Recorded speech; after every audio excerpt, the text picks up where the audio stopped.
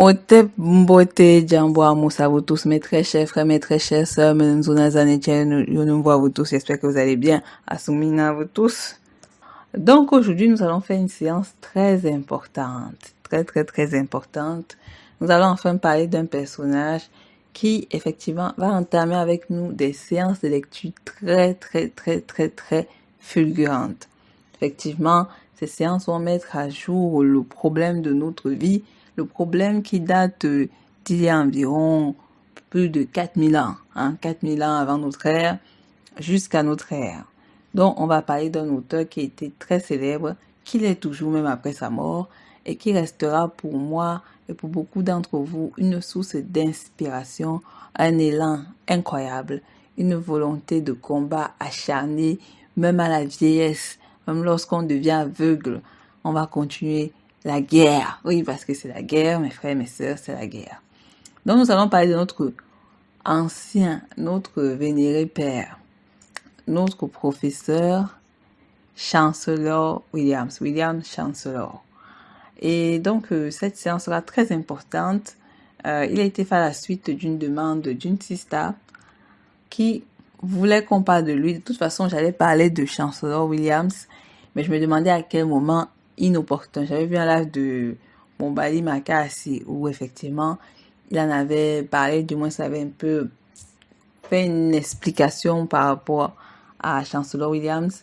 Mais je pense que le plus important là, c'est de connaître la personne, de savoir qui est-ce qu'elle est, qu'est-ce qu'elle a fait dans sa vie, comment est-ce qu'elle a travaillé, etc. Du moins, qui était la personne, l'être, l'humain mélanoderme. Bon, j'aime pas trop le mot humain, mais qui était le mélanoderme? Qui était l'enfant du créateur de génération en génération qui s'appelait Chancellor Williams? Si Chancellor Williams était encore de ce monde et qui voyait la tournure des Afro-Américains, bon, non, des Noirs américains. Pourquoi je dis Noirs américains? Vous devez comprendre un phénomène. Je différencie les Afro-Américains des Noirs américains. Les Afro-Américains sont ceux qui veulent se connecter à l'Afrique, qui veulent connaître ce continent. Ils veulent connaître ce monde, ils veulent savoir pourquoi ils sont mélanodermes. Le Noir américain est piégé dans le cercle infernal des lamentations et des pleurs et de la déprime émotionnelle de ne pas être accepté par le Néandertal type Caucasoide europeanus et maintenant type Caucasoide mongoloïs et pour d'autres les enfants métis haineux que sont les Arabes. Dans les Arabes, il y a les Juifs. Donc pour les Israélites, en déprime émotionnelle. Donc, si vous voyez tout ça, avec ce travail acharné, quelle déception à être. Pas étonnant que les crimes se font jour et nuit. Tout en sachant très bien le pourquoi, mais en continuant les lamentations, en espérant que le Néandertal type caucasoïde changera. Pourtant, de nombreux auteurs, mélanodermes, scientifiques, sociologues, psychologues, psychanalystes, ont fait du travail d'un haut degré inimaginable. Ça veut dire que les Afro-Américains ont été lobotomisés de telle sorte que, du moins les Noirs américains, à ne rien foudre, à ne pas se renseigner sur eux. Et même si ils se renseignent sur eux, ça sera de manière éphémère, en mode style, pour impressionner le locoderme. Donc, je vous remercie, je vous invite à liker, à partager la podcast. Je vous remercie. On va commencer la séance de biographie et une petite, s'il y a la possibilité, on lira un peu la préface, etc. Donc, mes très chers frères, mes très chères sœurs, qui est donc Chancellor Williams? Donc, commençons. J'ai voulu d'abord au départ m'inspirer de la biographie qui a été écrite dans Chitameri, mais bon, c'était pas assez complet. Donc, on va plutôt s'inspirer d'autres moteurs de recherche, Wikipédia et plusieurs autres. On va les agencer et ça va faire la biographie. Voilà. Donc, Chancellor Williams. Né le 22 décembre 1893 à Bennettsville, en Caroline du Sud, le dernier des 5 enfants de sa mère et de son père. Son père était né dans la période esclavagiste et avait grandi pour gagner la liberté et voter après la guerre civile américaine, la guerre de sécession des sauvageons du Nord contre les sauvageons du Sud. Donc, d'après son année de naissance, comprenez très bien que Williams était né dans une situation où il y avait toujours la négrophobie et l'esclavage, chose qui continue de nos jours. De toute façon, ça ne s'est jamais arrêté. Sa mère s'appelait Dorothy Ann Williams. Elle a travaillé comme cuisinière, infirmière et évangéliste. Bon, le panaché du noir, du moins ce qu'on attend du mélanoderme, dans la caricature mélanodermique. La famille a souffert après que les démocrates ont retrouvé le pouvoir à la législature de l'État à la fin du 19e siècle et ont adopté des projets de loi décrochant les citoyens noirs. Donc, en fait, ce qui s'est passé, c'est que, bon, après qu'ils aient gagné, entre parenthèses, la guerre de sécession, alors que c'était une entente entre sauvageons du Sud, entre Yankees du Sud et Yankees du Nord, du moins, ils avaient déjà trouvé une nouvelle technique d'esclavagisation qui était le travail forcé du mélanoderme, mais d'une autre manière, du moins, pour le faire croire qu'il était un peu libre et pour l'amener à payer les taxes, le loyer, etc. Et donc, finalement, après que les sudistes et les nordistes se sont entendus sur ce phénomène, le mélanoderme a commencé donc à pouvoir intégrer le système démocrate, qui est donc le système républicain, qui est donc le système du Néandertal caucasoïde, qui est donc le système de l'esclavagiste Yamnaya. Mais ça, ils ne le savaient pas. Et Dieu se sait, peut-être certains l'ont su et d'autres non. Donc, ainsi donc que l'imposition, la ségrégation raciale et la suprématie blanche sous Jim Crow. Jim Crow, c'est la loi de ségrégation raciale. Donc, quand quelqu'un vous dit Jim Crow, ségrégation raciale, c'est la même chose. Voilà. Donc, déjà, il faut savoir de 1. La suprématie leucodermique n'existe pas. Oui, parce qu'en fait, il n'y a pas de suprématie blanche. De 1, le Néandertal n'est pas blanc. Il est leucoderme, peau laiteuse. Il a une peau translucide épaisse. C'est-à-dire, elle est épaisse de telle sorte que on ne peut pas voir clairement la couche, c'est-à-dire les nerfs, les organes, etc. Ouais, tout ce qu'il y a à l'intérieur. C'est une couche translucide. Voilà. Elle peut même pour certains être transparente, mais pas trop transparente. D'autres, ça c'est opaque, d'autres c'est léger. Voilà. Donc, ils ne sont pas techniquement blancs. J'ai dit, mettez une feuille blanche à côté d'un leucoderme, prenez une robe blanche, mettez à côté du leucoderme. Le leucoderme n'est pas techniquement de cette couleur. Donc, de 1 déjà, la suprématie blanche n'existe pas car le leucoderme n'est pas blanc. De 2, ils ne sont pas suprêmes. Ils n'ont pas la capacité du Créateur.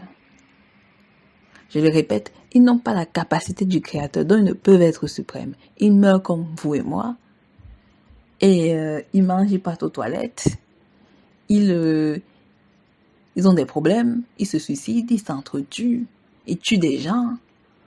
Donc, il n'y a rien de suprême.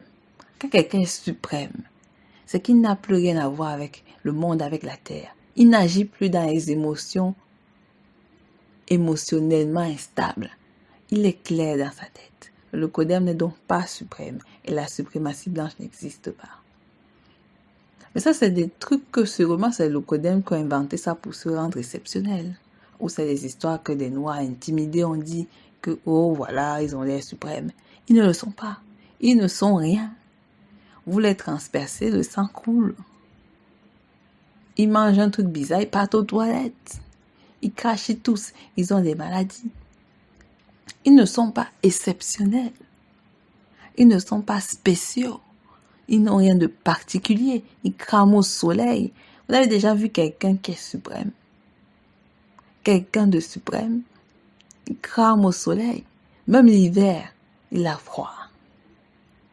Donc, ce sont des histoires imaginaires. Leur âme n'est pas pure, s'ils en ont même. Donc, on continue. La curiosité innée de Williams pour l'inégalité, bon, je n'aime pas raciale, donc, pour l'inégalité génétique, et les luttes culturelles, en particulier celles des Afro-Américains, a commencé dès sa 5e année. Encouragé par un enseignant de 6e année, il a vendu La crise, publiée par la National Association for the Advancement of Colored People, NAACP, par du bois, parce que c'était du bois qui était à l'innovation de cela. Bon, c'était pas techniquement du bois, mais bon, on va dire que c'est lui qui a un peu play on the game. Après, il est parti. Voilà. Parce que c'était un peu compliqué. Et je vous ai dit que Dubois avait du mal avec les idées de Marcus Garvey, qui lui était clair dans sa tête, mais qui était ralenti par son groupe de chrétiens noirs imaginaires. C'est-à-dire, ils vivaient dans les limbes de l'imagination. Et c'est pour ça que beaucoup d'horreurs se sont passées. Et c'est pour ça, effectivement, que les gens meurent. Le Norfolk Journal and Guide aussi, il a lu et utilisé le livre recommandé pour diriger ses études. Donc, il s'est inspiré de plusieurs textes, des livres, de ses enseignants, etc., pour effectivement commencer la base de ses études. Donc, c'est là où est venue son inspiration. C'est-à-dire en regardant le mélanoderme, sa situation du quotidien. Pourquoi est-ce qu'il est là? Qu'est-ce qui l'amène à être là? Est-ce qu'ils sont nés pour ça? Il faut savoir quelque chose. Comme lui, il était né dans une situation d'esclavage. Donc, il n'est pas né dans une situation où il a vu qu'on le transportait pour l'amener là. Donc, du coup, dans sa tête, il est né dans un champ d'esclaves. Donc, du coup, il a pensé qu'ils étaient toujours là. Toujours là. Alors que c'est faux, ils n'étaient pas toujours là. Donc, cette situation l'a interrogé. Il s'est demandé, d'où vient-on? D'où venons-nous? Pourquoi sommes-nous là? Il est vrai que la Bible raconte la malédiction de Cham. Je vous avais déjà lu un passage de cette partie imaginaire, c'est-à-dire de ce livre mythomane biblique qui raconte une histoire de malade mental. C'est la malédiction de Cham. Pour expliquer pourquoi le mélanoderme est tel qu'il est aujourd'hui et pourquoi il doit accepter sa situation. J'ai oublié de vous dire qu'il y avait 2 livres, il y avait 2 Bibles, mais les 2, c'était la même chose, la connerie universelle. Il y avait la Bible pour les Noirs, pour qu'ils comprennent qu'ils doivent accepter leurs conditions d'esclaves. Il y avait une Bible pour les locodermes, pour qu'ils comprennent pourquoi ils sont les enfants de la lumière, donc les enfants des ténèbres.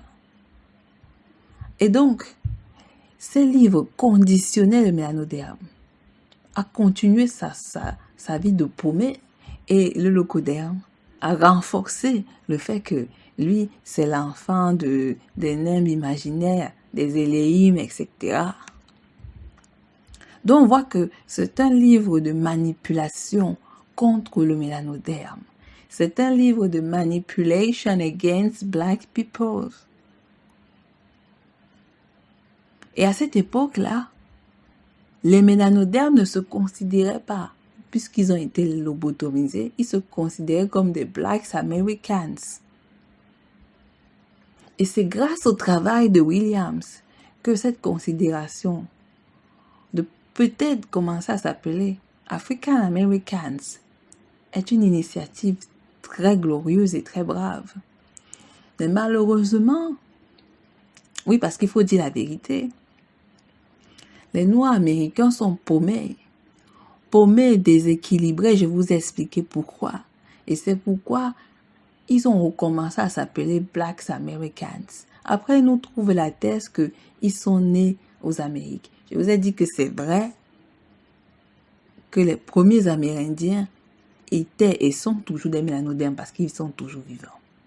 Mais je vous ai dit qu'il y a un lavage génétique qui s'est fait par les conquistadors et les violeurs. Les conquistadors, les Européens, Locoderms, Yamnaya. Donc, ce qu'ils avaient déjà fait à Pélage, ils sont venus le faire là, dans les Amériques, 1 et 2, dans l'Océanie et dans les parties de l'Asie orientale et le Maghreb. Donc, on voit que c'est une feuille de route génétique à ces gens, en fait. Et donc, comme on le dit, il est vrai, ce sont les premiers habitants de là. Mais à la base, c'est le mélanoderme de l'Afrique qui est venu sur cette terre et qui les a peuplés. Donc, ça veut dire que qu'on monte, qu'on descend, les Noirs américains bêtes là, qui pensent que Effectivement, ils viennent pas de Kamakachupa, que vous le vouliez ou pas. Vous venez tous de Kamakachupa. Je parle des Noirs. Parce que ça, c'est une vérité. Vous avez peut-être fui votre passé. Parce que vous cherchez désespérément un bonheur imaginaire. Mais vous n'allez pas continuer à long terme à trouver ce bonheur imaginaire. Beaucoup meurent dans l'idiotie parce qu'ils ont choisi ce chemin-là. Effectivement, Williams avait remarqué aussi de son époque. Maintenant, aujourd'hui, tout le monde veut faire K-pop, tout le monde veut faire... je sais même pas ce que tout le monde veut faire. Donc, c'est comme les Noirs de France, c'est la même chose, les Noirs d'Angleterre, etc. Des années plus tard, il a été cité dans une interview disant, donc c'est Williams, il dit ceci: j'étais très sensible à la position des Noirs dans la ville. Je voulais savoir comment vous expliquer cette grande différence. Comment se fait-il que nous étions dans des circonstances si faibles par rapport aux Néandertals, pas blancs parce qu'ils sont pas blancs. Et quand ils ont répondu, entre guillemets, l'esclavage, comme explication, je voulais savoir d'où nous venons, dans la situation de rabataire, d'esclaves du mélanoderme a questionné Williams. Plein de Noirs américains, dont esclaves à cette époque, parce que c'est la vérité, pouvaient se poser cette question.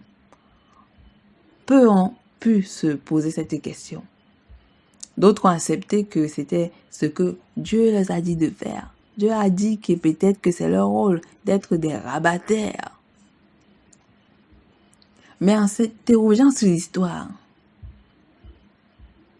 il s'est dit que ça peut pas être possible. Parce que si Dieu est bon, il peut pas permettre cela. Et c'est vrai qu'il peut pas le permettre. Et déjà aussi, ça a mené à se poser la question, qui a écrit ce livre mythomanisant, biblique? C'est là qu'il a compris, en s'interrogeant sur ces soi-disant tribus d'Israël malhonnêtes. C'est là qu'il a compris l'histoire. Sur ces gens, bon, donc je vais pas me taire, je suis même désolée. Sur ces gens malhonnêtes qui se disent être le peuple élu et dont le mot crié, sémite, a été créé par un Allemand au XVIIIe siècle. Donc c'est la preuve que ce ne sont pas des élus, c'est une fabrication imaginaire. Des textes d'évangile écrits à des périodes différentes où des gars se sont jamais rencontrés, où chacun écrit sa mythomanie qui a l'air d'avoir du sens et puis qui le vend. Son ami John Henry Clarke a compris plus ou moins comment le jeu de Dingo s'est opéré. De un, je vous ai dit que c'est une organisation, et le Coderme. Je vous ai dit que l'autre est parti au lac Baïkal, l'autre est parti vers l'actuelle Europe, l'autre était descendu vers Mongolie, Asie. Voilà, les Ottomans un peu plus aventuriers, battent en guerre, ont décidé de vouloir créer l'Empire ottoman. Ils avaient déjà pas mal opéré sur plusieurs royaumes, Roumanie, bon, et l'avant, Ukraine, etc.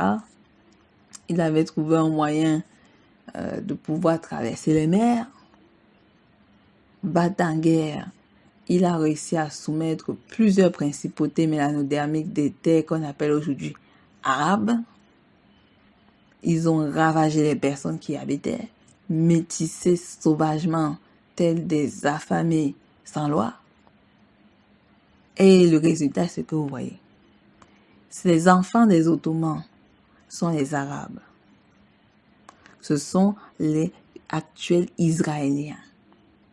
Ce sont une partie les hindous, les Aryavarta.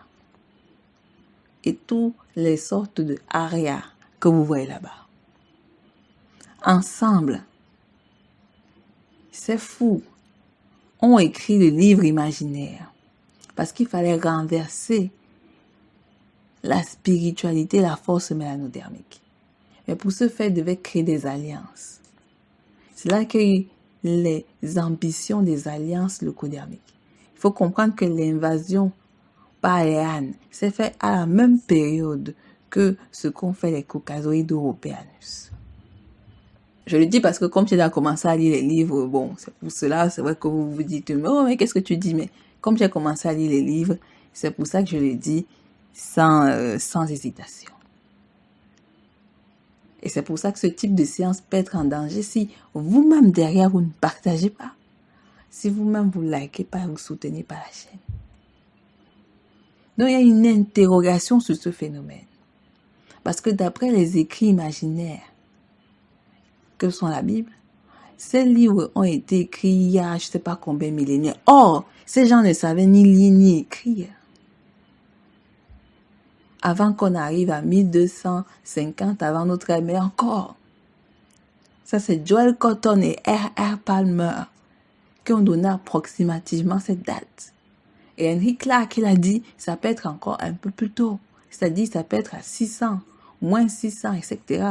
Mais comme j'ai dit, il y a d'autres données qui maintenant problématisent la situation. Puisqu'on a Christiansen et David Reich et compagnie, qui entre-temps disent que le Néandertal est né dans les environs d'il y a 3000 ans. Ça complique la situation. Et donc, vous allez expliquer ça à un mélanodème perdu dans les religions affamées des Néandertaux. Ils vont vous dire que ça veut rien dire. Et puis, comme s'ils sont dans la vision que Dieu, etc. Dieu ne veut pas la guerre. Dieu ne veut pas les mécréants. Même un arabe, celui dont j'avais diffusé effectivement la vidéo, l'a dit que c'est pas possible.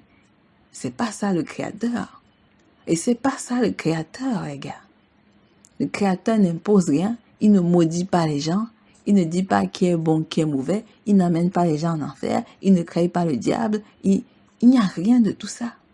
C'est la folie du dégénéré génétique. Est-ce que vous savez ce que ça veut dire quand quelqu'un a un déséquilibre neuronal? Quand quelqu'un est déséquilibré, dégénéré, la dégénérescence. La dégénérescence. Carnegie l'avait même expliqué sur ses propres frères, qui ont par moments des psychoses dégénérants en fait. Leur âme est totalement zigzag. Elle a l'air d'être instable. Et c'est pour ça qu'il se référait toujours à cette histoire des Égyptiens anciens. C'est étrange, non, pour un sectaire. Surtout quelqu'un qui aimait beaucoup le christianisme. Donc vous voyez très bien qu'il y a un problème. Et c'est normal. C'est normal que Williams, chancellor, a décidé de s'interroger en fait. Pourquoi sont-ils là? Pourquoi dit-on mélanodème, écoutez que la Bible, écoutez que Jesus Christ? Pourquoi Jesus Christ est le leucoderme? Qu'est-ce qu'un leucoderme connaît à ma situation? Pourquoi il dit ça? Pourquoi il dit ci? Et c'est là, par les recherches et par ces questionnements multiples, qu'il a compris le game. Comme mélanodème actuel comprend le game. Maintenant, pour s'échapper, il devient un Israélite. Mais il veut pas aller sauver leurs frères, les Falachas, piégés par les Israéliens. Vous avez vu comment les Israéliens là, les maltraitent? Je pense qu'on va d'abord repasser la vidéo un peu pour que vous voyez à quel point c'est chaud en fait.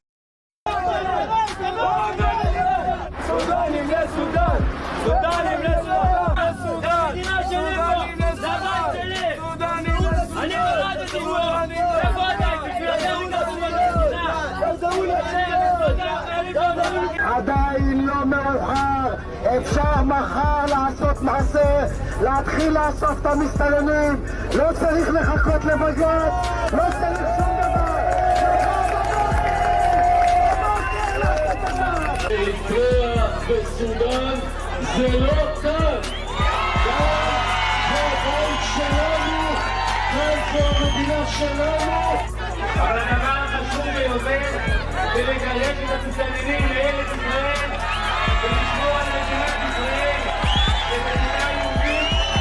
חברים, אני היום במליאה אמרתי, הסודנים הם סרטן בגוף שלנו. אני מסכם את הדיון. דרך אגב, מעבירה אותם גם לאותו מקום שאנחנו בונים עכשיו את המחנות, שיעבדו שם. אם ייתנו לי את כל הכלים, ואני פועל להשיג את כל הכלים, וזה לא קל. הם ייתנו לי את כל הכלים בלי יוצא מן הכלל. תוך פחות משנה לא יישאר בארץ ישראל אפילו מסתנן אחד. מה זה גירוש? איזה גירוש? הם שווים הביתה. כל מדינה בעולם מתוקנת הייתה עושה את זה. נהפוך להיות מדינת הגירה, אבל יש כאלה שעוינים את המדינה. ולכן הם רוצים להפוך אותה למדינת אזרחי כל העולם. אתה יודע, ותביא לי פה מיליון אפריקאים. היא תחדל מלהיות יהודית. היא תחדל מלהיות... Dans la vidéo, vous avez vu que le Néandertal, il dit lui-même, l'Africain ne peut pas être israélien. C'est impossible. Pourquoi le dit-il? Parce qu'il sait.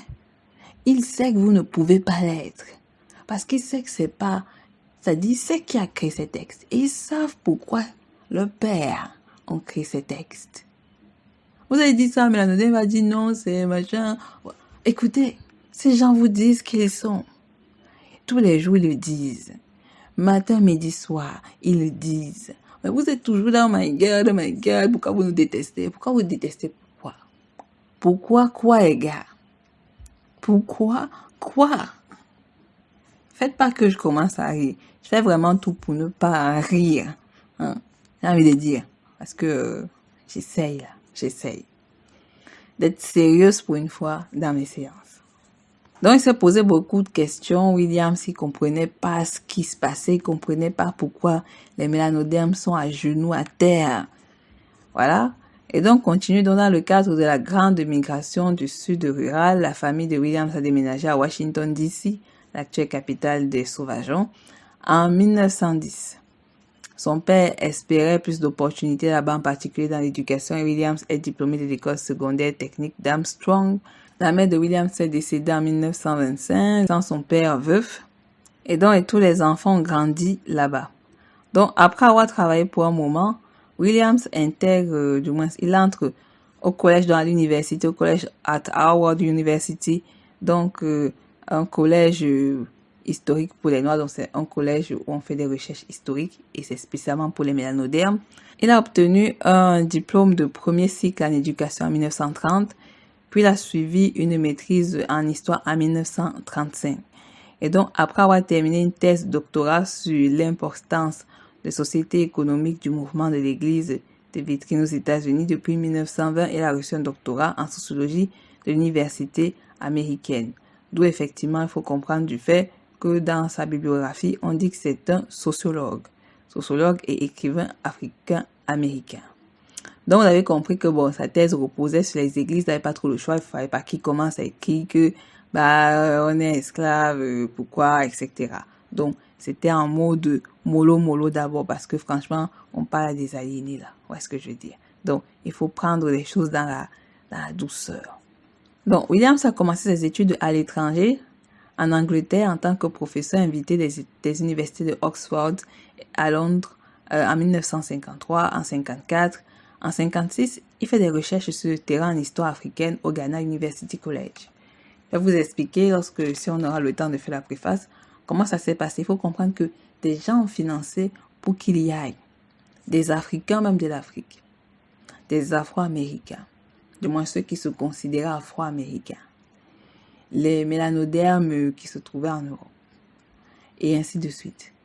Des Ghanéens ont financé. Le gouvernement même ghanéen de l'époque avait financé. Pour qu'ils fassent ces recherches. Vous voyez, il y avait une motivation à cette époque. Une motivation. Et c'est important que le mélanoderme se motive. Vous imaginez, loin là-bas, dans les plantations américaines, un mélanoderme s'interroge sur pourquoi ils sont comme ça. Mais vous avez des mélanodermes en Europe, fatigués, paumés, ils s'interrogent sur rien en fait. Ils vivent leur petite vie de oh my God, la Tour Eiffel, oh my God, the Tower of London, Birmingham Palace, oh my God, le Skibishki, de Skipski, bon parce qu'il y a des Noirs en Pologne, c'est-à-dire il y a tellement de tout. Gam City, voilà. Ouais, c'est ça. Je suis à Séoul, oh my God. Donc, vous avez des trucs comme ça. Singapour, ouais, le bateau, je sais plus quoi, Singapour. Donc, que des trucs superficiels. Dès qu'ils arrivent dans un certain stade, ils pensent qu'ils sont comme le locoderme. La réalité va les faire amener sur terre. Et comme j'ai dit, ce n'est pas une histoire d'être noir riche, parce qu'il y a des noirs mélanodermes riches, des Amériques et même de l'Europe, etc., qui sont conscients de leur histoire et qui font des fouilles. Ils vont pas vous dire, ils sont pas obligés de le dire, ils n'êtes pas obligés de le savoir. Ils peuvent écrire un nom de plume, vous ne savez pas. Et eux, c'est tant mieux pour eux. Ils gardent ainsi leur anonymat et comme ça, ils préservent le travail. Donc, on continue. À cette époque, ils se concentraient sur les réalisations africaines et sur les nombreuses civilisations auto-strictes qui s'étaient produites et opéraient sur le continent bien avant l'arrivée des Européens ou des Asiatiques de l'Est. Sa dernière étude terminée en 1964 a couvert 26 pays et plus de 100 groupes linguistiques. Donc, il a fait en tout 26 pays africains. 100 groupes linguistiques. C'est énorme comme travail. Ces recherches ont mis beaucoup de temps. C'est pour ça que j'ai pris un plaisir à acheter ce livre. Donc, il faut comprendre l'envie, la passion, le goût. Ce gars était passionné par son histoire. Passionné par qui est-ce qu'il était. Il a découvert des choses extraordinaires, il a découvert des choses malheureuses. Mais il a décidé de continuer. Il aurait même pu se dire, comme tous les Noirs américains, on va rester là après Jesus Christ, on va attendre le paradis. Mais lui, il a été déterminé par son histoire. Déterminé, en fait. Fait 26 pays. Amasser les artefacts. Les retranscrire. Les traduire. Aller dans des villages, dans des contrées profonds. Parce qu'il voulait savoir. What's going on? Pourquoi sommes-nous là? Pourquoi sommes-nous là, en fait? Pourquoi êtes-vous là? Qu'est-ce qui vous amène à ceux qui suivent cette chaîne? Pourquoi vous écoutez cette chaîne? Qu'est-ce qui vous attire dans cette chaîne? Qu'est-ce qui vous attire à écouter Zarneter, que beaucoup de personnes pensent comme dingo, en fait? Qu'est-ce qui vous attire dans ce travail? Qu'est-ce qui vous attire ici, en fait? J'espère qu'on fera un live pour que vous me donnez aussi des réponses sur le pourquoi vous écoutez cette chaîne, en fait. En 1935, Williams a commencé comme directeur administratif de l'école de Cheltenham pour les garçons du Maryland. 4 ans plus tard, il est devenu enseignant à Washington, D.C. et dans les écoles publiques. Avec la seconde guerre fratricide néandertalienne imminente, il est entré dans le système de la fonction publique du gouvernement fédéral en 1941. Il a quand même fait du good. Je pense que c'est comme il a voyagé en Afrique, ils se sont dit, il peut être utile, etc. En tant que chef de section du bureau de renseignement ou de recensement des statisticiens pour le conseil d'administration de la décolonisation de guerre et économiste du bureau d'administration de la paix, les ONG. C'est très important parce qu'ils avaient besoin aussi de son savoir, parce que ces données allaient être utiles au gouvernement américain pour qu'effectivement, eux aussi puissent savoir comment ça se play on the game en Afrique, parce qu'ils savent qu'il y a des trucs à aller voler là-bas. Oui, désolé, mais voilà. Donc, en 1946, il retourna à son université Alma Mater, Howard, en tant qu'instructeur en sciences sociales, parce que c'est un sociologue. Enseignant jusqu'en 1952, il a été transféré au département d'histoire dans les années 1960. Il donnait des conférences et écrivait sur l'histoire africaine, une position de l'afrocentrisme. Donc, il avait déjà commencé à avoir des idées très centristes sur l'Afrique.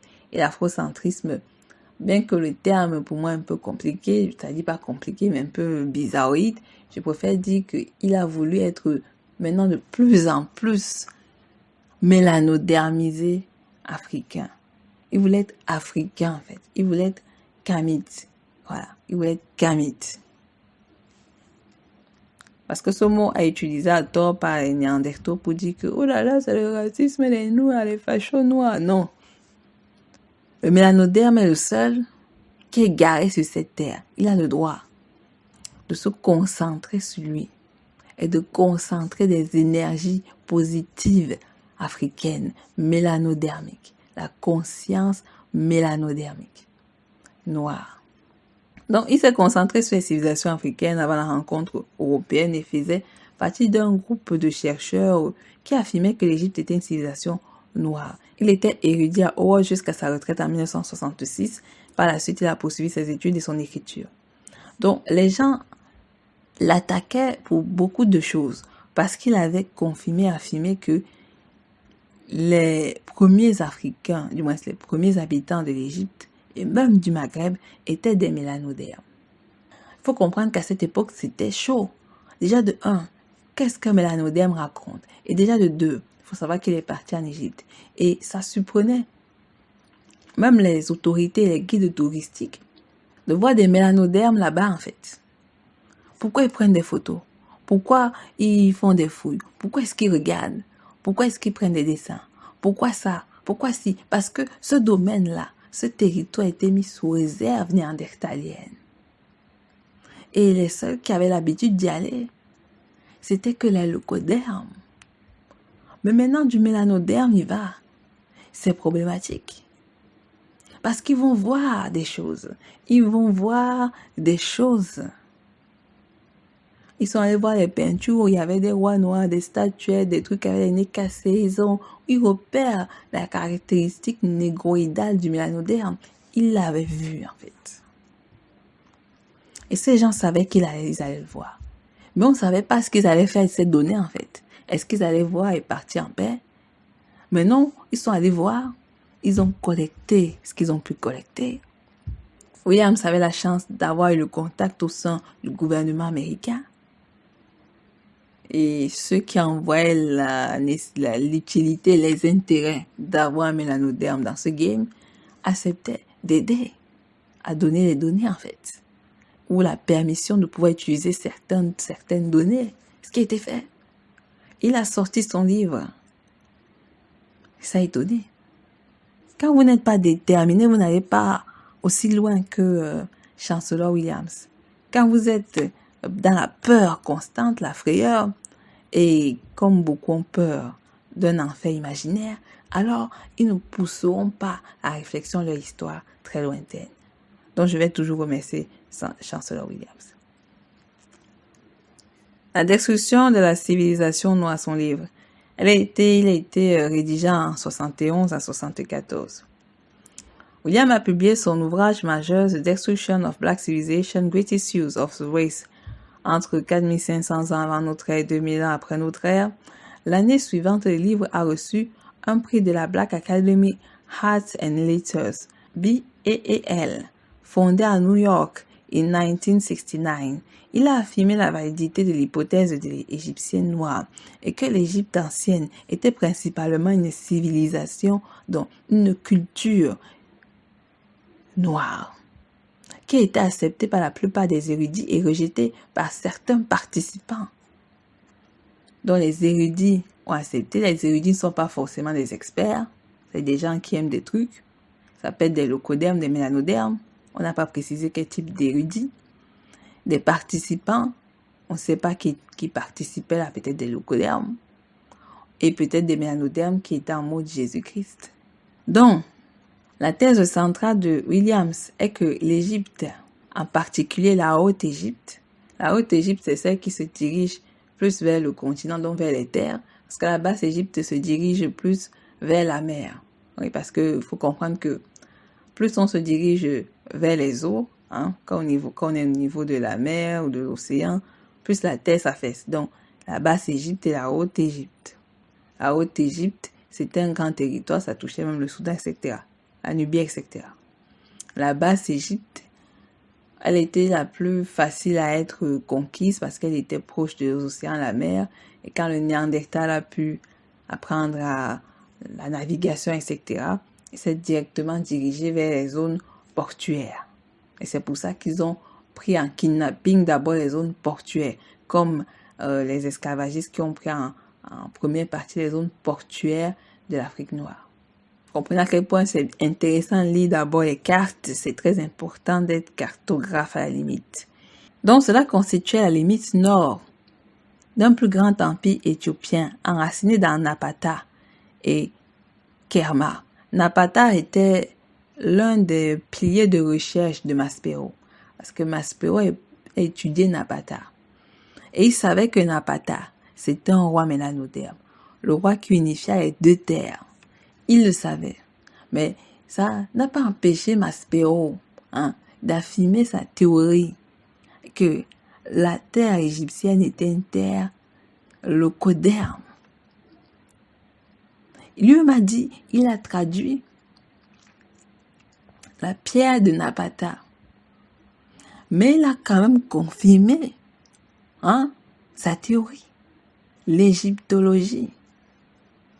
Voilà pourquoi on vous dit d'apprendre votre histoire. Voilà pourquoi on vous dit de tout faire pour la connaître. Parce que ces gens-là, ils sont motivés jusqu'au sang. Je ne vais pas répéter la phrase de Kalagi sur l'esprit néandertal, la vigueur, la rigidité, le sens de l'objectivité en fait, l'étroitesse d'horizon. C'est-à-dire, ils sont limités. Et quand Fanon l'avait dit, l'Européen a déjà une idée définitive du mélanoderme. C'est-à-dire, c'est fini en fait. Voilà qu'un gars comme Gims parle, il dit 2-3 trucs de manière maladroite, mais qui sont vrais. Eux tous là, ils se mettent ensemble. Vous avez dit que Kalagi n'avait pas tort lorsqu'il expliquait la pensée de ses propres frères.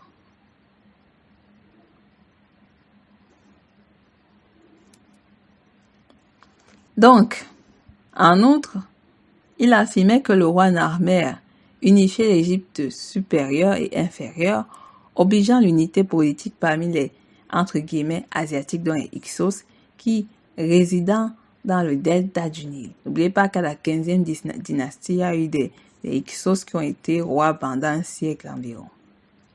Il l'affirme, en outre, dans le chapitre 3, en Égypte, la montée et la chute de la civilisation noire, que le nom égyptien devient en référence aux enfants des Africains et des Asiatiques qui résident dans tous les pays, plutôt qu'aux Africains ou Asiatiques résidant au respect des respectifs fins de la vallée du Nil et au-delà. Page 103 qu'on va lire.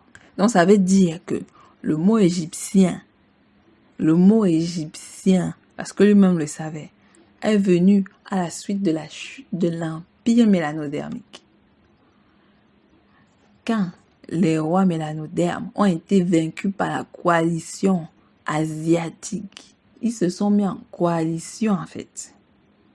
Perses, Romains, etc., Babyloniens, tout ça, ils se sont mis en coalition en fait. Ces barbares se sont mis ensemble et ils ont achevé les Noirs de l'Afrique du Nord. Donc, ceux qui sont déterminés vont s'unir. Donc, les Noirs déterminés vont s'unir. Ils vont s'unir, en fait. C'est ce que Chancellor et son équipe ont fait. Ça ne les a pas empêchés, malgré tout, d'aller en Asie découvrir. Ils sont allés en Asie pour découvrir. Même les Asiatiques, les Coréens, tout ça. Ils viennent dans les pays occidentaux. Ça ne les empêche pas aussi de rester entre eux. Ils font le point, c'est-à-dire ils se mettent ensemble, ils se rencontrent, ils mettent le point. Comme les locodermes qui se trouvent en Afrique. Quand ils se rencontrent, ils font des associations de locodermes. Ils font le point. Ils font le point en fait de ce qu'ils voient, de ce qu'ils découvrent, de ce qu'ils doivent faire, etc. Pour que l'influence continue. Pour que l'influence, leur influence continue en fait. Pendant ce temps où vous êtes là en mode « Non, je me mélange pas avec les Noirs parce que voilà, on est trop mal élevés, je comprends pas, je veux pas, etc. » Parce que vous êtes né en mode occidental dans votre esprit à la con en fait. Peut-être qu'il faut que vous reviviez la situation comme Chancellor Williams. Bon, je pense que ce que je vais dire là va faire fuir beaucoup de personnes. Bon, voilà. Donc, après, il a participé au symposium de l'UNESCO sur le peuple de l'Égypte ancienne et le déchiffrement du script méroïtique au Caire en 1974. Les chercheurs traditionnels ont abandonné l'idée que les catégories traditionnelles et, je vais pas dire raciales et adéniques peuvent être appliquées à l'Égypte ancienne. ils soutiennent que malgré la diversité phénotypique des Égyptiens anciens et actuels, l'application à des notions modernes de ADN noir ou le codermique vers l'Égyptien ancien est anachronique. Ça, ils essayent de fuir. Pourquoi? On va continuer nos séances sur la falsification historique de Diop. Parce que c'est ça qui permet de comprendre la peur du Néandertalien et son acharnement dès qu'on dit 2-3 petites vérités qui sont terriblement visibles. Il est vrai qu'actuellement, les égyptologues essayent de traficoter, de blanchir les peintures, ils essayent de transformer l'histoire. Mais vous savez, c'est pour ça qu'au fur et à mesure qu'ils mentent, ils meurent. C'est-à-dire, tu effaces quelque chose et c'est toi que tu es en train d'effacer. Plus ils essayent d'effacer la vérité de l'histoire, plus ils s'effacent eux-mêmes. Et la Terre, vu qu'elle a un cycle émotionnel, vu qu'elle sait tout, vu qu'elle voit tout, elle les fait aussi partir de cette Terre. De manière même douce, silencieuse, brutale, toutes les méthodes vont être utilisées par la conscience historique de la Terre. Et je vous ai dit, la Terre n'a pas horreur du vide. Et la preuve, elle fait un travail de vidage exceptionnel, unique en son genre. Donc de plus, les chercheurs rejettent la notion implicite, la notion d'une hypothèse d'Égypte mélanodermique, leucodermique, que l'Égypte ancienne était adéniquement homogène, donc métissée. Ou un peuple qui était né comme ça, c'est-à-dire que des leucodermes étaient là, des mélanodermes étaient là, ils vivaient là ensemble, alors que c'est techniquement faux. Et déjà, ils ne se supportaient pas. Et déjà, c'était écrit que c'est les Égyptiens anciens, dont les mélanodermes, les Kamites, ne supportaient pas le comportement des Hyksos. Ils ne supportaient pas le comportement des Grecs, des Coptes, ces métissés vulgaires. Ils ne supportaient pas les comportements des Perses. Ils ne supportaient pas les comportements des Romains. Ils ne supportaient pas ces comportements des sauvageons, en fait. Puisque dans les palais de Narmer, on voit comment Narmer traite ces barbares, ces voleurs, ces pestiférés qu'ils appellent Hyksos, etc. Ces bergers asiatiques. Ces faux ne vivaient pas bien, en fait. Hérodote l'a vu. Diodore de Sicile, celui qui s'appelait entre guillemets Homère. Vous voulez dire qu'ils n'ont pas vu ça? C'est eux aussi qui relatent les histoires. Comment est-ce qu'ils étaient traités? Et comment le comportement, même certains Grecs avaient honte de leurs frères grecs par rapport à leur comportement, en fait. C'est incroyable, j'ai envie de dire. Après, c'est comme ça, quand vous travaillez dans un cercle intelligentsia des leucodermes, c'est ce que vous pouvez que voir, en fait. Des gens qui vont après dire, non, en fait, parce qu'ils savent que vous étiez là, en fait. Ils savent que vous étiez là, en Égypte. C'est pour ça qu'ils ont travaillé durement pour créer une Bible où un soi-disant pharaon, dont on ne connaît même pas le pharaon, a esclavagisé les Hébreux, etc., un monde imaginaire. Ils n'ont rien esclavagisé parce que l'esclavage ne faisait pas partie de leur culture. Ça ne faisait pas partie de leur culture. Et donc, ça prouve la mythomanie cruelle de ce livre de paix et d'amour imaginaire. Et vous allez voir comment les chrétiens ont pleuré. Oh my God, tu as vu comment ils ont fait ça dur quand ils étaient en Égypte. Ils ont fait ça aux Hébreux. Franchement, le pharaon était mauvais. C'est pour ça que Dieu les a maudits. Il a fait tuer les bébés. Après, Moïse a traversé la mer. On ne sait pas comment. Ça s'est divisé en deux. Oups, il a traversé. Il est parti là-bas, en fait. Il est reparti sur la terre promise. Qu'est-ce qu'il foutait là-bas, d'abord, même? On ne comprend pas. Cette histoire n'a pas de sens. Mais on a compris pourquoi cette histoire a été créée, en fait. Et ceux qui n'ont pas vu la vidéo du frère Sidoyen devront aller voir cette vidéo, en fait. Comme je vous ai dit, moi, je ne suis pas égyptologue. Je ne suis pas dans ça. Vous avez des gens qui sont kamitologues. Ils font déjà ce travail très bien. Il paraît que bien que divers chercheurs aient soutenu que les origines des civilisations égyptiennes dérivées des communautés qui ont émergé dans les régions sahariennes et soudanaises de la vallée du Nil. Donc, bien qu'il y ait des preuves que ces gens viennent de la région soudanaise, ça veut dire qu'ils étaient des mélanodermes. Il y a des preuves, car Richard Lepsius, par l'ostéologie, l'étude des os, il a étudié les os des momies. Il a étudié les ossements des Soudanais, etc. Parce qu'il a dû aller lui-même au Soudan, là où il y a les crises créées par l'Occident. Il a dû aller même peut-être encore un peu plus loin. Il a analysé, il s'est dit, mais en fait, c'est la même chose.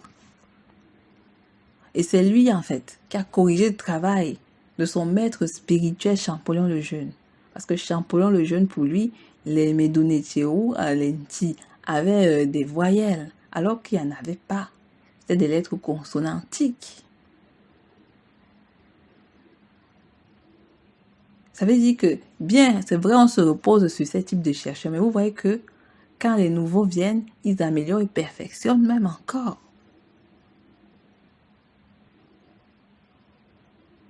Il n'est pas sur la théorie des couleurs bizarroïdes que la convention égyptologique a mis sur pied pour éviter qu'on dise qui étaient ces gens en fait. Avec le rouge cuivré, le rouge sombre, le jaune bizarre, des couleurs imaginaires. Un groupe de malades pour traficoter une histoire comme ça veut dire qu'il faut franchement haïr les gens là en fait. Il faut haïr les Africains. Il faut haïr ces gens. J'ai vu un peu la vidéo de Nota Bene là. Je suis allée voir les commentaires, chercher les mélanodermes. Je les ai vus, ces mélanodermes. Ça peut être aussi des faux comptes, mais aussi des noirs cons, c'est vrai. Je vous ai dit qu'il y a des noirs cons qui suivent les chaînes asiatiques des leucodermes qui disent d'aller en Asie. Ça, c'est vrai, en fait. Donc, il y a des mélanodermes cons qui ont dit que Nota Bene, son travail est bien. Le désespoir, les gars. Le désespoir. Le désespoir. Ne prenez pas ça à la légère. C'est pour ça que ces religions travaillent. Pour le désespoir. Pour les malheureux, les perdus. Ça travaille bien comme ça, en fait. Et donc, il est mort le 7 décembre 1992 à l'âge de 98 ans. Et il a vraiment duré à l'hôpital de Providence à Washington, D.C. Il était un résident du Washington Center of Aging Service depuis plusieurs années. Donc, il était déjà très vieux et donc il résidait déjà là-bas. Il a survécu par son épouse de 65 ans, Mattie Williams, de Washington. Il a eu 14 enfants, 36 petits-fils, 38 arrière-petits-enfants, 10 arrière-petits-enfants. Il a fait un travail incroyable. Bon, on ne sait pas si certains se sont métissés. Donc voilà un peu pour la biographie de Chancellor Williams. On pourrait dire un peu plus, on pourrait dire des trucs extraordinaires. Donc c'est vraiment quelqu'un qui s'est battu avec les moyens du bord. Il a d'abord travaillé en utilisant les éléments superficiels qu'il avait sur place quand il avait 17 ans. Parce qu'il commençait à s'interroger, il a lu la Bible, il a tout lu. Vous n'avez pas dit, ce gars, il a lu la Bible. Pour écrire ce qu'il écrit, il a lu ça. Il a fait des comparaisons. Il a fait des études. Il allait sur le terrain. Il allait voir. Il voulait voir comment vivait l'Africain, en fait. Il a vu. Il a vu comment vivent ses frères. Moi aussi, j'ai vu comment vivent nos frères de l'Asie de l'Ouest. Je peux vous dire que c'est des paumés pour certains. C'est des gens déséquilibrés, des gens en quête d'identité, des gens dans la peur, des gens qui sont totalement aliénés pour certains. D'autres sortent, beaucoup se réveillent, beaucoup dorment, beaucoup ont peur. On peut comprendre, ils doivent payer leur loyer, ils doivent bien vivre dans la société. Je ne suis pas allée voir comment vivre le mélanoderme qui est piégé dans la vision américaine. Là-bas, ça doit être un autre niveau qui va me dépasser. En plus, j'ai peur d'avoir des balles perdues, donc je n'irai jamais là-bas. Je ne vais pas mourir de balles perdues, donc je n'irai pas là-bas. Donc, on va un peu lire, vu qu'on a un peu de temps, La préface de ce livre, dont le titre c'est The Destruction of Black Civilization, British Use of the Race from 4050 BC to 2000 AD. Il faut aussi savoir que il a écrit d'autres livres. The Rebirth of African, avant The Destruction. Il a écrit The Raven, Have You Been to the River? The Second Agreement with Hell. Donc, il a écrit des livres. Il était un ami de Ivan Foer Sertima, Yosef Ben Jochanan, John Henry Clark, Runoko Rashidi. C'était le même groupe, les mêmes amis, les potes potaires. Donc, on va dire le livre. Le livre, il a été illustré par Mary Ann de Pilias, Third World Press. Comme Third World Press. Ah oui, c'est la même maison d'édition que le livre de Bobby Wright. Third World Press, Chicago, Illinois. Donc, ça a été réécrit en 1987. Donc, 1987 by Chancellor Williams, print in the United States of America. Dedication to the Black youth of the 1960s. For beginning the second great emancipation, the liberation of our minds, and thus changing the course of history. Ce livre, c'est pour les mélanodermes, les jeunes mélanodermes, pour qu'ils commencent à sortir de l'inconscience et qu'ils retrouvent la connaissance et la conscience historique. C'est très important aussi. N'empêche que tout le monde peut se référer à ce livre. Même les gens de 40 ans, 30 ans peuvent le faire. Donc, pardon. Si vous avez aussi de jeunes petits-enfants, faites-les écouter et lire ce livre. Il y a aussi l'audiobooks. Je ne sais pas s'il y a l'audiobooks en français, mais bon. Voilà. Préface. While this book is still a summary of more detailed research, it seems necessary to amplify certain questions and the answers to them. The widespread interest in a study of the book is deeply appreciated and rewarding to the author, and the letter from the prison have been most touching and revealing. As not elsewhere, I am kneeling, aware of many repetitions throughout the work, unavoidable because of comparative methods used, and other for emphasis, which may have turned out to seem overemphasis. Lorsque ce livre il a été encore résumé pour plus de détails, lorsqu'on a encore fait un peu plus de recherche pour mieux détailler ce livre, il semble être nécessaire d'amplifier certaines questions et les répondre. Il y a un grand intérêt à étudier le livre de manière profonde et aussi de l'apprécier profondément. Effectivement, de remercier l'auteur. Et les lettres de prison étaient les plus touchantes et révélatrices. Oui, parce que ce livre a été partagé dans les prisons américaines. Parce que on sait qui habite souvent dans les prisons américaines. Hein? On va pas se mentir, vous savez très bien qui sont les locataires de ces lieux. Et donc ça a aidé beaucoup de mélanodermes qui ont remercié l'auteur, même s'il n'était plus là. Ils l'ont remercié pour son travail. Ça les a touchés. Certains ne ressortiront plus de prison. Parce que bon, il y a des gens accusés à tort, c'est vrai. Il y a des gens accusés à raison, et c'est vrai. Donc, c'est touchant. Ce travail est grave, gravement important. On comprendra beaucoup de choses. Et vous comprendrez beaucoup de choses dans le présent. Et vous ferez beaucoup de choses pour sortir d'affaires. Parce que le but n'est pas de pleurer, c'est de sortir d'affaires. Êtes-vous prêt à sortir d'affaires? Êtes-vous prêt à ne plus vous faire endormir? Êtes-vous prêt à partager la connaissance? Êtes-vous prêt à vous battre? Êtes-vous prêt au sacrifice nécessaire? êtes-vous prêt pour le futur de votre enfant? Tout en sachant très bien que demain, vu qu'on est à la fin du cycle et on est déjà aux prémices de l'ère du Verseau, la tendance cosmique ne vous attendra pas. En mode, si vous ne voulez pas, ça va être la nature qui va s'en charger pour le faire, pour que vous le compreniez en fait. En fait, souvent, ça ne dépend pas que de vous. Oui, vous pouvez bagarrer dans votre esprit, dans votre sommeil, dans vos rêves. Mais la tendance cosmique peut décider de vous faire rêver que vous le vouliez ou pas. Beaucoup sont en mode zigzag. Beaucoup sont là à se dire, je reste encore dans la religion, je reste pas. D'autres sont en mode, bon, il faut encore que j'ai des amis le codeur. D'autres sont en mode,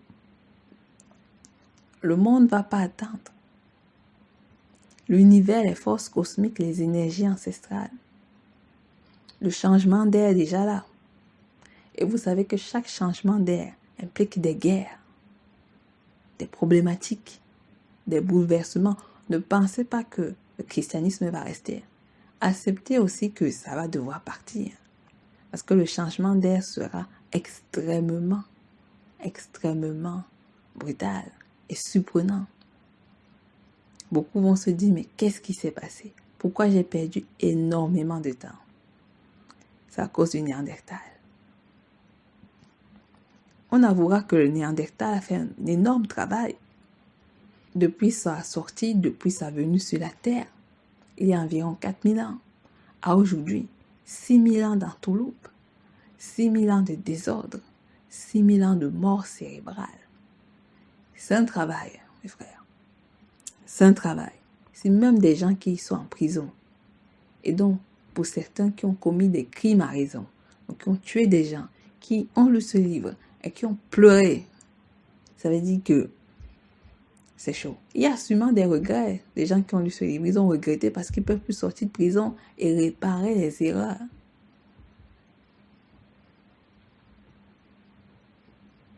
Je ne parle pas maintenant des gens qui sont des couples mixtes qui lisent ce livre en secret de leur locoderme. C'est-à-dire, ils ne lisent pas ça avec leur locoderme. Ils lisent ça dans le secret. Vous imaginez comment ils vivent mal. Mais comme on dit, ce n'est pas nous, on ne les a pas envoyés en fait. Et quand ils lisent ce livre, ils voient le lien avec l'actuel.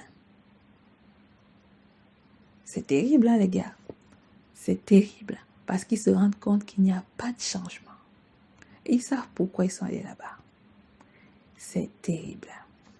Donc il dit, il faut noter que partout, il a été vivement surpris et ravi.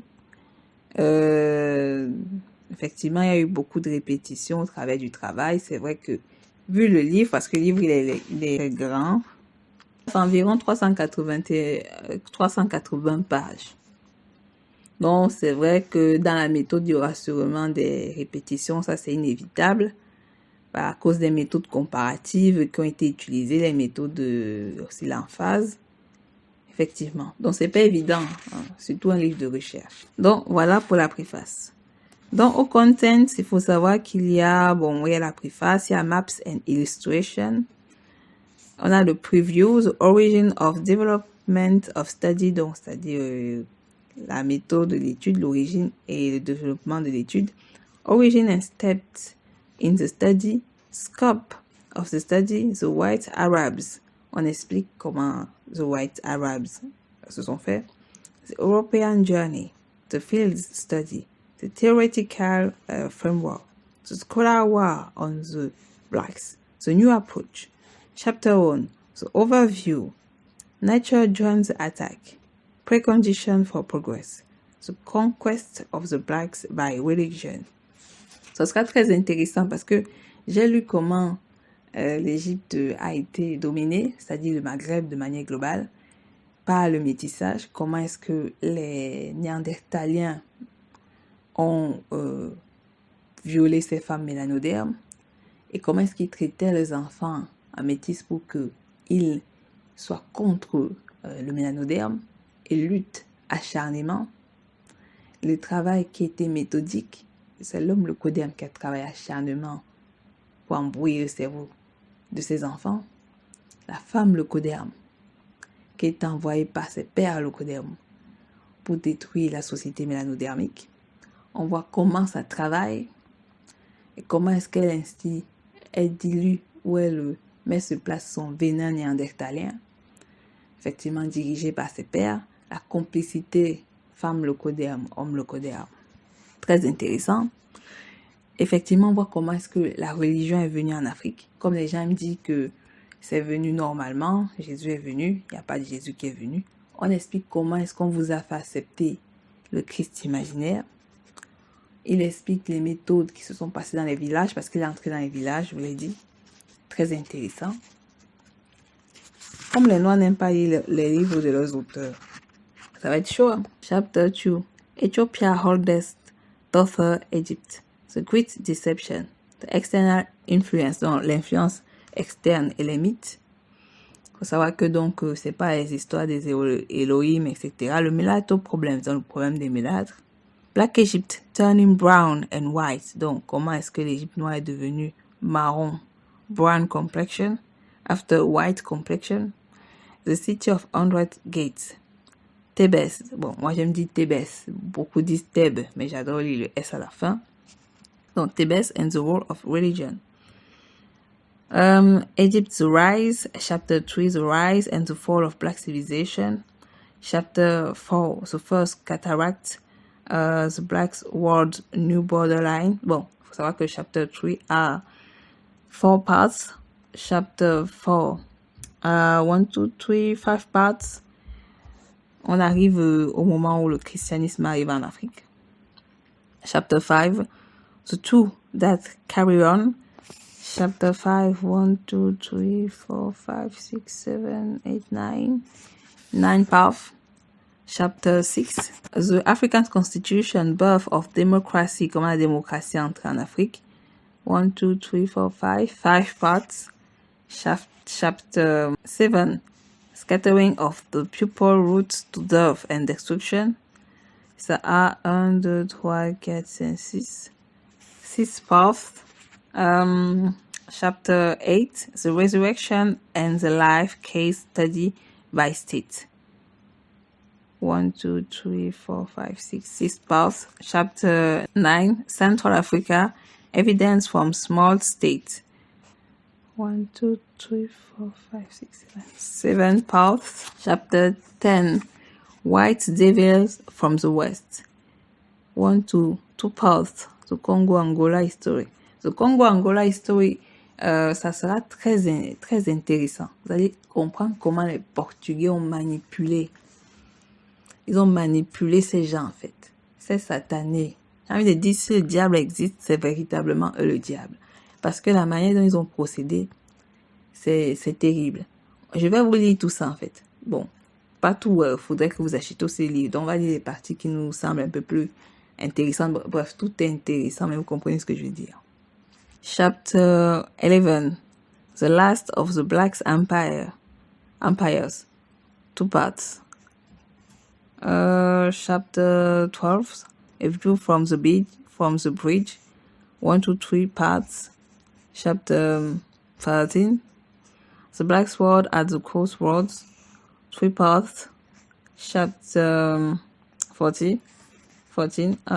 Organizing a Race for Action.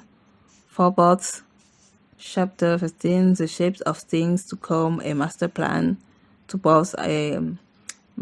On finit avec la bibliographie, la sélection des bibliographies, les index, etc. Voilà. Voilà pour la présentation du livre. Donc, nous entamerons bientôt une lecture déjà pour vous expliquer comment est-ce qu'il a travaillé. Parce que son travail n'a pas été évident, ça a été difficile, ça a été chaud, ça a été...